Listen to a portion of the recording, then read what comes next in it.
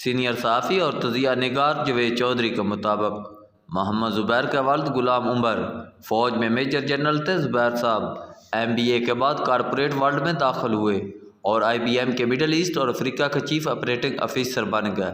2012 میں مسلم لیگ نون جوائن کی اور 2013 کی حکومت میں ناجکاری کمیشن اور بورڈ آف انویسٹمنٹ کے چیئرمین اور سندھ کے گورنر بن گئے۔ یہ پاناما کیس میں میاں نواز شریف کی سزا اور پھر جلاوطنی کے دوران جنرل باجوہ اور جنرل فیاض حمید سے رابطے میں تھے اور بطور ایلچی کام کرتے رہے۔ پیغام رسانی کے اس عمل میں ان کا سیاسی قتل ہو گیا اور پارٹی نے انہیں عملاً کارنر کر دیا۔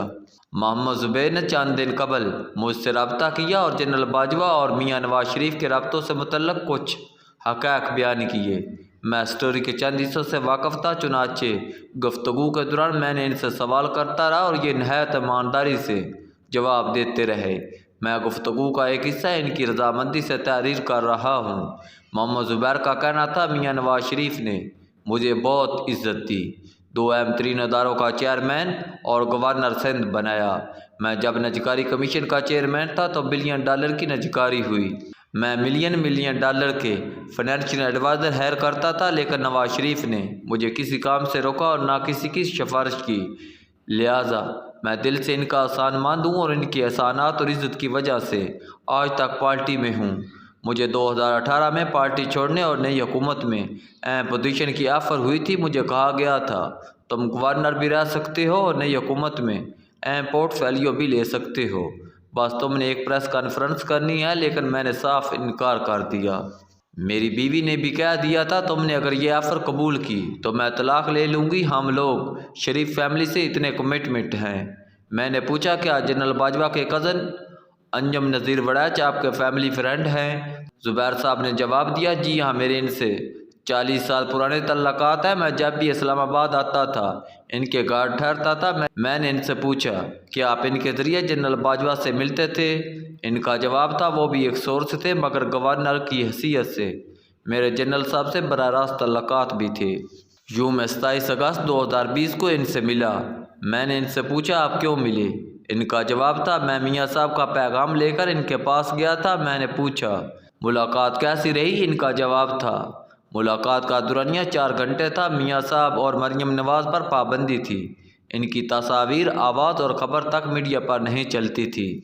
میں نے جنرل باجوہ کو سمجھایا ریاست نے شیخ مجیب سے لے کر بے نظیر بھٹو تک یہ پابندیاں لگا کر دیکھ لی، کیا نتیجہ نکلا؟ صرف ملک کا نقصان ہوا۔ اس بار بھی ان پابندیوں کا صرف ملک کو نقصان ہوگا۔ جنرل باجوہ نے پوچھا آپ بتاؤ کیا میں زیادہ پاپولر ہوں یا مریم نواز؟ میں نے جواب دیا یہ فیصلہ آپ کی ریٹائرمنٹ کے بعد ہوگا۔ آپ ریٹائر ہونے کے بعد لاہور جائیں اور دوسری طرف سے مریم نواز آئیں، فیصلہ ہو جائے گا۔ میں نے پوچھا کیا اسٹیبلشمنٹ اس وقت مریم نواز کو سپیس دینے کے لیے تیار نہیں تھی؟ زبیر صاحب کا جواب تھا یہ بات درست ہے۔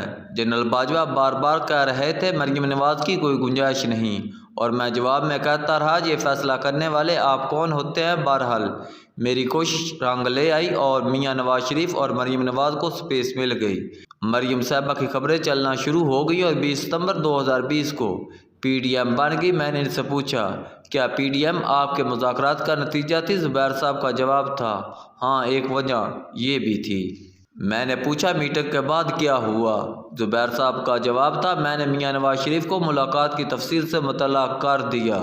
مجھے اس کے بعد یہ بتایا گیا میں وہ پیغام لے کر 7 ستمبر 2020 کو دوبارہ آرمی چیف سے ملا اور اس مرتبہ جنرل فیاض حمید بھی میٹنگ میں موجود تھے۔ یہ ملاقات بھی طویل تھی اور اس میں بھی بہت کچھ طے ہوا۔ میں نے پوچھا کیا عمران خان کی حکومت کے خاتمے کا فیصلہ اس میٹنگ میں ہوا تھا؟ یہ بولے میں یہ دعویٰ نہیں کرتا، مگر آپ کے بعد تمام واقعات دیکھ لیں۔ میری میٹنگ 7 ستمبر کو ہوئی۔ PDM 20 ستمبر کو بنی اور پھر عمران خان کی حکومت دن بعدن کمزور ہوتی چلی گئی۔ میں نے پوچھا اسٹیبلشمنٹ پھر آپ سے ناراض کیوں ہو گئی؟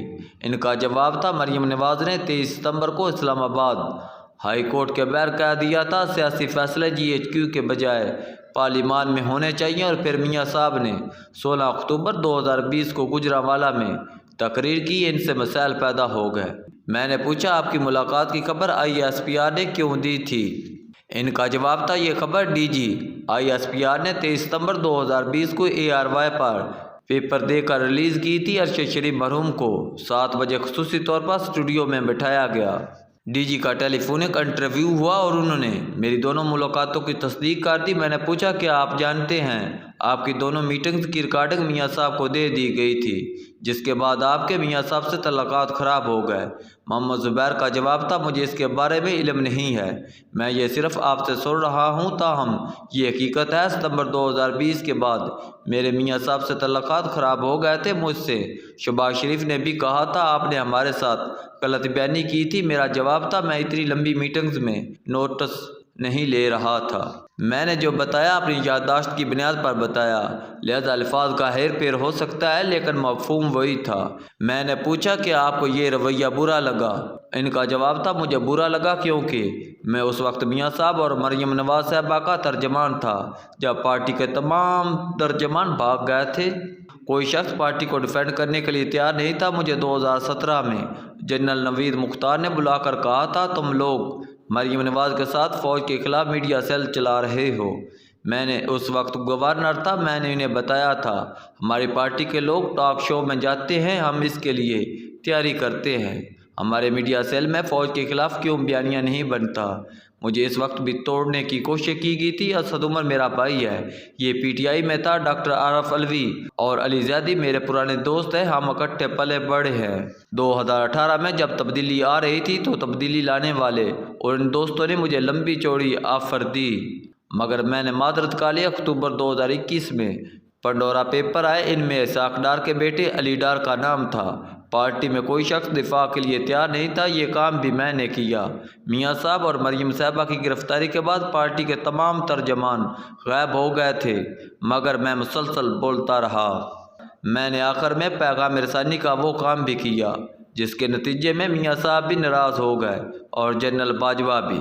मुझे इन तमाम खिदमात का क्या फ़ायदा हुआ। मैं कॉरपोरेट सेक्टर से आया था, मिलियंस में तनख्वाह लेता था और करोड़ों की मराद थी, जबकि मैंने सियासत में मुफ्त काम किया। मैंने गवर्नर तक की तनख्वाह भी नहीं ली। मरियम साहबा की हर पेशी पर कराची से आता था और मोहतरमा के पहुंचने से पहले अदालत पहुंच जाता था।